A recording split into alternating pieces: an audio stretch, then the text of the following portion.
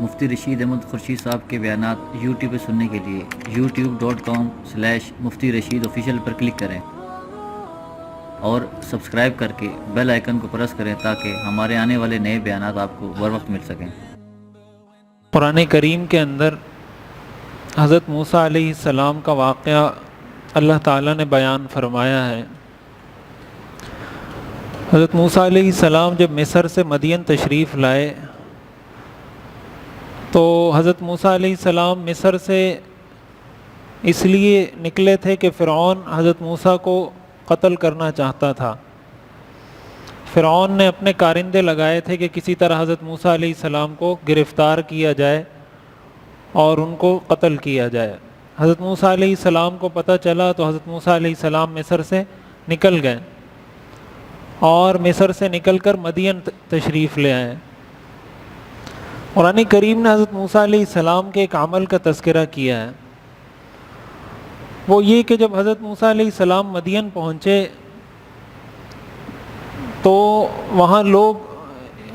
پانی بھر رہے تھے چشمے سے، جیسے لوگ آتے ہیں پانی بھر کے لے جاتے ہیں اپنے جانوروں کو پلاتے ہیں گاؤں دیہات میں، اس طرح لوگ آ رہے تھے، اپنے جانوروں کو بھی پانی پلا رہے تھے، اپنے برتن بھی بھر کے لے جا رہے تھے۔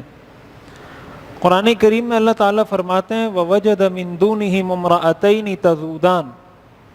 حضرت موسیٰ علیہ السلام نے دو لڑکیوں کو دیکھا جو ایک کنارے پہ کھڑی ہوئی ہیں، پانی نہیں پلا رہی، نہ بھر رہی ہیں، نہ اپنے جانوروں کو پلا رہی ہیں۔ قَالَ مَا خَطْبُكُمَا، حضرت موسیٰ علیہ السلام نے ان سے پوچھا تمہارا کیا مسئلہ ہے، آپ کیوں کنارے پہ کھڑی ہوئی ہیں؟ قَالَتَا، ان دونوں نے کہا لَا نَسْقِي حَتَّى يُصْدِرَ الرِّعَاء، کہ ہم اس وقت تک اپنے جانوروں کو پانی نہیں پلاتی جب تک یہ رش ختم نہیں ہو جاتا۔ ہم چونکہ عورتیں ہیں تو ہم تو مردوں کے جمع غفیر کے اندر نہیں گھس سکتی، تو ہم انتظار کر رہی ہیں کہ یہ مرد جائیں گے تو ہم اپنے جانوروں کو پانی پلا دیں گے، اپنے برتن بھر لیں گے۔ وَأَبُونَا شَيْخٌ کبیر، اور ہمارے والد بہت بوڑھے ہیں، یعنی ہم اس لیے باہر نکلی ہیں پانی بھرنے کے لیے کہ ہمارے گھر میں کوئی مرد نہیں ہے، ہمارے والد ہیں وہ بوڑھے ہیں، وہ پانی بھر نہیں سکتے، اس لیے ہم آئی ہیں۔ قرآن کریم میں اللہ فرماتے ہیں فَسَقَىٰ لَهُمَا، حضرت موسیٰ علیہ السلام نے ان کو کہا میں آپ کو برتن بھر کے دیتا ہوں۔ حضرت موسیٰ علیہ السلام نے ان کے جانوروں کو پانی بھی پلایا، ان کو جو برتن بھر کے دینے تھے وہ بھی بھر کے دے دیے۔ ثُمَّ تَوَلَّىٰ إِلَى الظِّلِّ، اور پھر آپ ایک سائے کی طرف آئے اور اللہ تعالیٰ سے یہ دعا کی رب انی لما انزلت الی من خیر فقیر، کہ یا اللہ آپ نے جو بہتری جو خیر نازل کی ہے میں اس کا محتاج ہوں۔ حضرت موسیٰ علیہ السلام کا یہ واقعہ جو اللہ نے قرآن میں ذکر کیا ہے، دیکھیں قرآن قصے کہانیوں کی کتاب نہیں ہے کہ اس میں بس قصے ذکر کر دیے جائیں، کہانیاں ذکر کر دی جائیں، سٹوریز بیان کر دی جائیں، ایک کی سٹوری دوسرے کی سٹوری۔ قرآن نصیحت کی کتاب ہے، قرآن کو اللہ نے نازل کیا ہے نصیحت کے لیے، انا نحن نزلنا الذکر، یہ ذکر ہے، نصیحت ہے۔ تو قرآن میں اگر کوئی واقعہ بھی ذکر ہوتا ہے نا تو اس سے بھی مقصد کوئی سبق دینا ہوتا ہے، کوئی پیغام کوئی میسج کنوے کرنا ہوتا ہے کہ یہ واقعہ کیوں ذکر کیا ہے۔ تو یہ جو واقعہ ذکر کیا ہے حضرت موسیٰ علیہ السلام کا، اس کے ذکر کرنے کا مقصد مفسرین نے لکھا ہے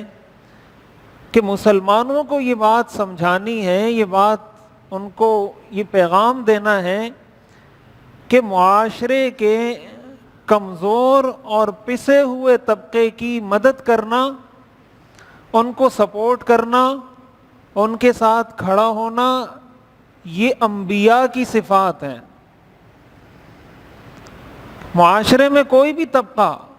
چاہے وہ عورتوں کا طبقہ ہو، چاہے وہ یتیموں کا طبقہ ہو، چاہے وہ بیوہ خواتین ہو، چاہے وہ عورتیں ہوں جن کو طلاق ہو گئی ہے، کوئی بھی ایسا طبقہ جس کو معاشرے میں کمزور سمجھا جاتا ہے،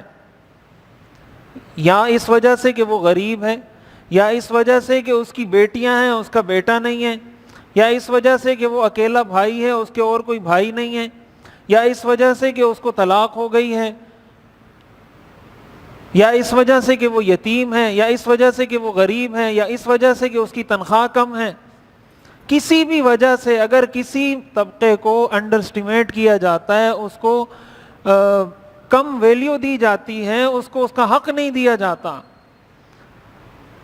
انبیاء کی یہ صفت ہے کہ وہ ایسے لوگوں کے ساتھ کھڑے ہوتے ہیں.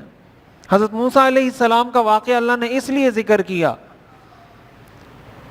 اس سے ہمیں یہ بات سمجھ میں آتی ہے کہ قرآن کریم نے اگر یہ واقعہ ذکر کیا ہے اور اس کو قرآن نے یہ بتایا ہے کہ یہ انبیاء کی صفت ہے، تو اس کا مطلب یہ ہے کہ ہمیں بھی اس صفت کو اپنانا چاہیے. یہ خوبی ہمارے اندر بھی ہونی چاہیے.